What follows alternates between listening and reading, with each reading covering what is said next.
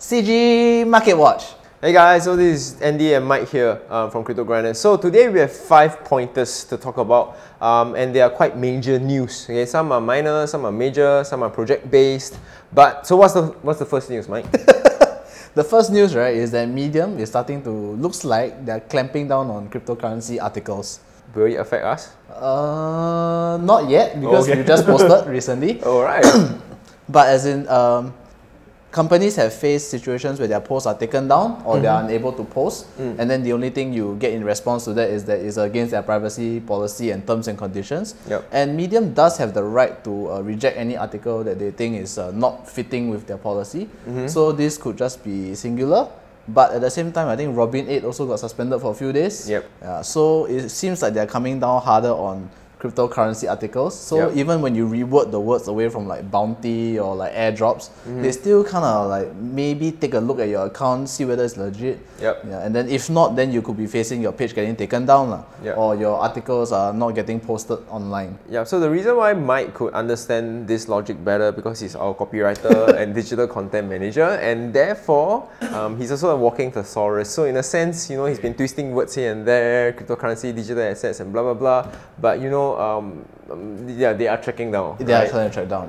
But I think more than singular, maybe Medium is one of them. I think Facebook and Google did also responded a few months ago. Like Facebook actually took down certain ads that's dealing cryptocurrencies and things like that. You can actually see the trend when they took it down, right? Then the Bitcoin searches went like that, and then digital assets went like that.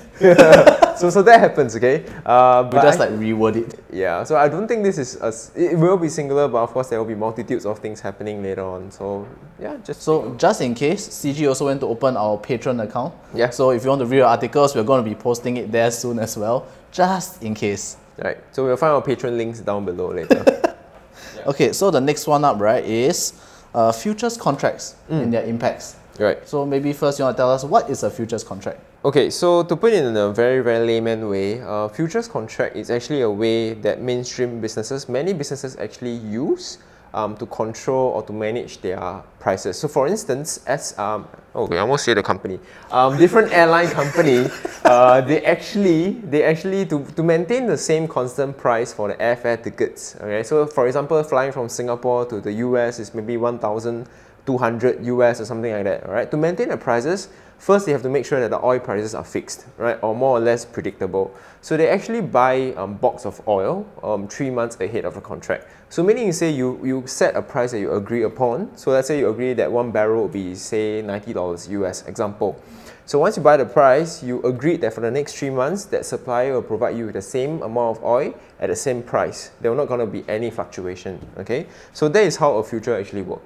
Same logic, if let's say I put it in the restaurant manner, right? Salmon and tuna, which is kind of expensive, bluefin tuna, which is awesome, things like that, right? They have to fix the price of a fish. So for the next 3 months or so, the restaurant or the supplier can guarantee to the restaurant owner that these fishes will be stuck at this certain price, and therefore the restaurants can sell the fishes at a fixed price. Instead of, if you realize, if you go to certain restaurants, they will tell you, okay, this seafood, this fish, this crab, or this crayfish or whatever is based on market value, right? That is because of demand and supply. Seasonal price. Seasonal price, yeah, market value. Sorry, seasonal price, right? My bad. So that's why he's the copywriter, right? So market price, seasonal price, seasonal price. So therefore, that actually is up to price fluctuation. So futures are there to reduce their fluctuations, okay?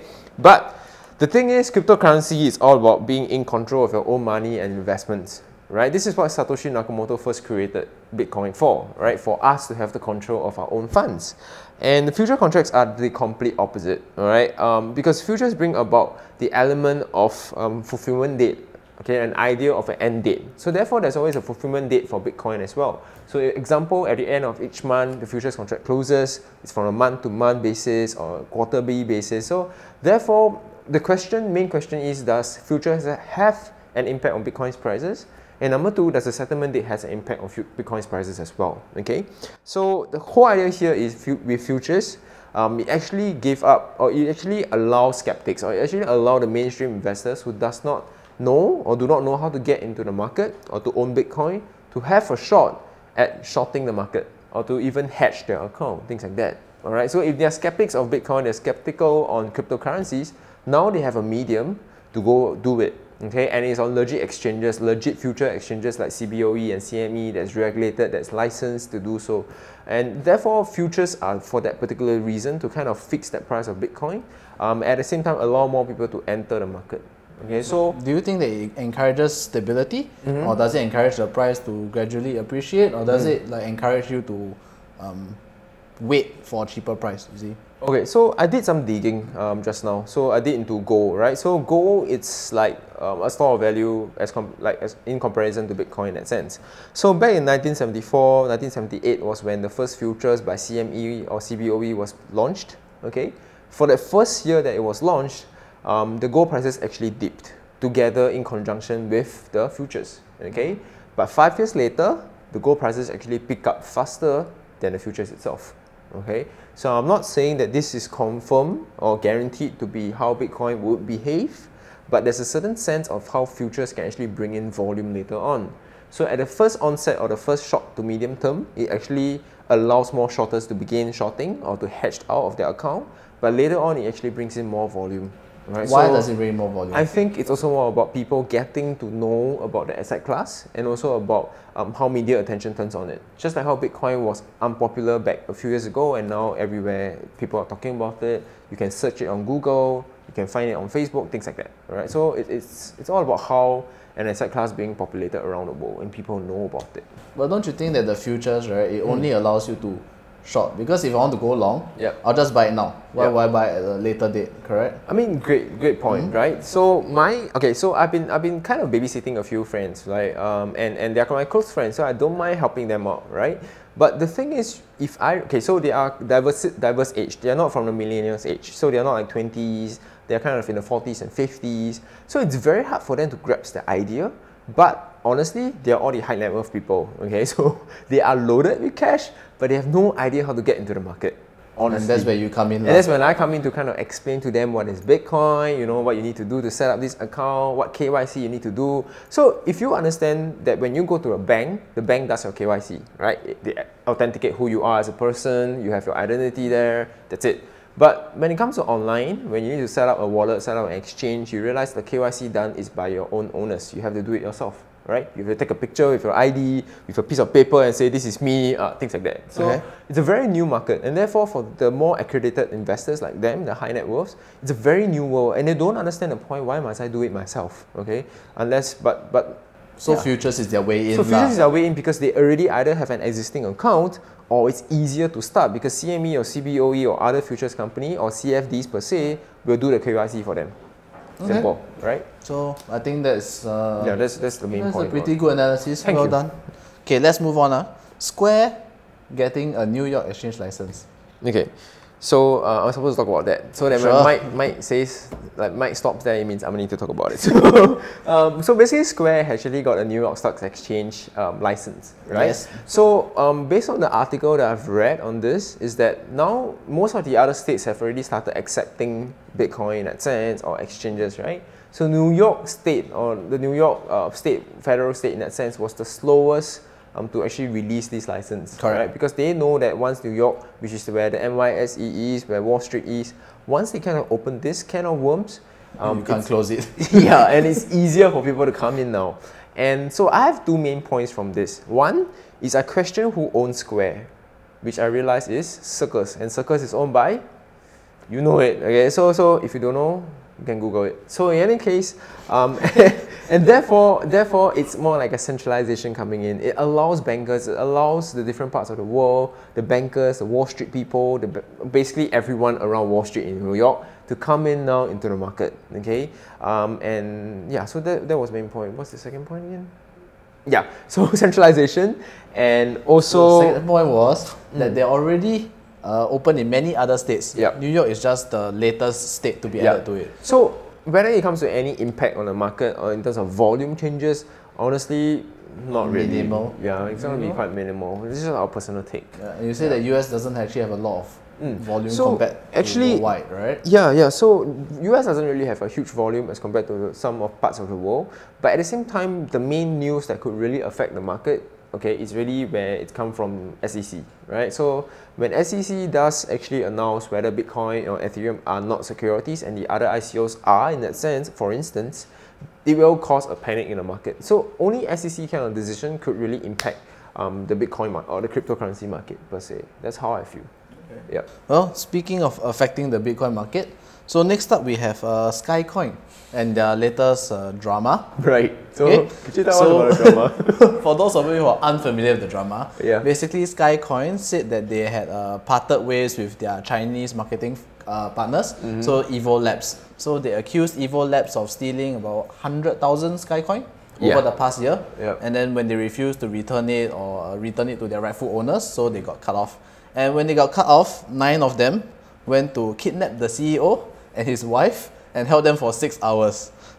In return for this kidnapping, right, they managed to extract 18.88 Bitcoin. Yeah, 18.8 Bitcoin. And 6,466 Sky coins. Right. Wow. Okay. So the story is interesting. Okay. It might be real, allegedly. Okay. So in the grand scheme of things, right, do you think that this affects Sky coins price as much as they say it has? Because people are still panic selling it. It dropped from 32 to 7 or 6. Okay. Yeah. Well, when it comes to cryptocurrencies or CG per se, the peaks that we do and the strategy that we use are kind of diversified, right? So the risks are kind of mitigated. So when we talk about Skycoin per se, we weren't really onto it a lot, honestly.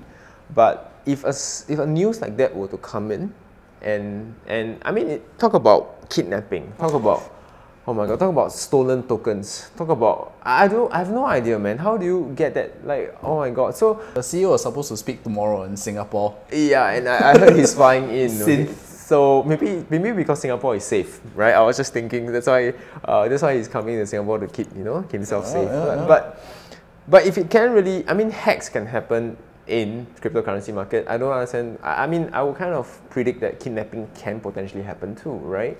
But for this particular reason, it's kind of lame, if I can call it. Like. And also there are a couple of red flags for their project. For one, they're selling you the mining unit for 1 BTC. They say they give it back to you in Skycoin. Like 99% is returned in Skycoin, which you can immediately trade back for BTC. But when they send you the mining equipment, they show you a picture of a box, and it took really long for anyone to get their box. Yeah, so that was like, should I be buying 1 BTC worth of hardware from this company right off the start? Right, okay. So remember, the case in point here is cryptocurrency is all about being in control of your own money and investment, right? So you take your owners if you were to invest in projects like this, but at the same time, when it comes to mining, it's always best to own your own mining equipment, no matter what. Buy it off the shelf. That's the safest way. They also managed to freeze the assets for Skycoin, right? Which is a bit disturbing because that shows you they have a lot of control. And Skycoin is famous for them saying they want to be truly decentralized. Even mobile phones can run their thing because it's a very light client. So for them to be able to freeze the accounts, it's a bit disturbing how much control they have. So that's why we kind of didn't want to go into it at the start. Yeah, but I mean, different projects have different control on their smart contract, right? In that sense, or basically which token they are built on. Is it Ethereum blockchain, the smart contract? So there is a question of whether is it truly decentralized in that sense, right? As they boast about. I mean, many projects say they are decentralized, they are private, and whatever not. But the problem is once you're online, you're exposed. You're not exactly private. You're not exactly. But do you think it should be decentralized and ungoverned? Let's say Metronome. They say once they're done with their ICO, there's no governance, right? They're stepping out, they're closing all their controls. Everything. So are you pro-governance or non-governance? That's my question. Okay, it's a bit controversial, but yes, I'm a bit pro-governance. So he wants control, right? So mine is risk adverse. Me, I kind of like both, but at the same time, I don't really like the governance segment because I know that they are always in control, if you realize that, right? I mean, one particular project, had a hack on an exchange, they lost some tokens, and therefore they froze the whole smart contract. And I guess it was smart of the team to do so, but at the same time, back of my mind, I'm questioning, wow, the team does have a lot of control on the tokens. And what if I have a huge stake in a company or in a project per se, and wow, so it kind of scares me. But what if you had a huge stake, it got hacked, and you got your tokens, as in they weren't frozen, they just got stolen. And then you're like, oh, I'm in control of my own funds, but I lost my money. But at the end of the now. day, the question next is whether did the hacker dump the tokens, right? And therefore affect the price. I think that's the reason They why say it's dumped, but they have pictures of the transaction. yeah, and that's why they are controlling the prices, and that's why they're thinking what to do next, right? It actually just freezes the time so they have more time to think and to act on it. Point being, law-abiding citizen, rebel. Yeah, so... Okay. So the last one, also about hacking. Today is like a big news for everything. BitThumb lost 30 million when they are changing wallets. Awesome. So basically, they took all their.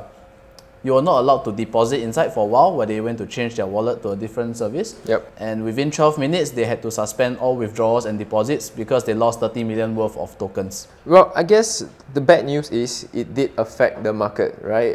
There was a huge dip in BTC price by about $200, and so the whole entire market tanked. But the good news is that BitThumb says that it will refund all users that 30 million that was lost. So no money is lost in this incident. But BitThumb being the number 6 exchange in the CMC or in the world in that sense currently, especially in Korean market, do and will have an impact on the market as compared to what happened previously on CoinRail, right? So CoinRail was a small thing. But then again it comes to really the question of how safe are the exchanges. But don't you think it's a bit of a knee-jerk reaction? Yeah. 30 million loss, they trade about 270 per day. Yeah. It's not, 1 over 9. It's not a big sum. 10%. They froze it pretty quickly, and they are refunding the people now. So see, governance works. I think it's not really about governance. It's about accountability, right? As an exchange is a different thing as compared to a project. So project could be governance, while exchange is all about accountability, about trust here. Like if something like that would happen and you say, sorry, the 30 million is gone, like CoinRail, we don't know what's going on, example. So that would cause me as a user to lose faith, in that particular exchange. I won't even want to use it. So that's where I'm coming from in that sense, right? I mean, would you use BitThumb? Like, I don't know. Would you still use it?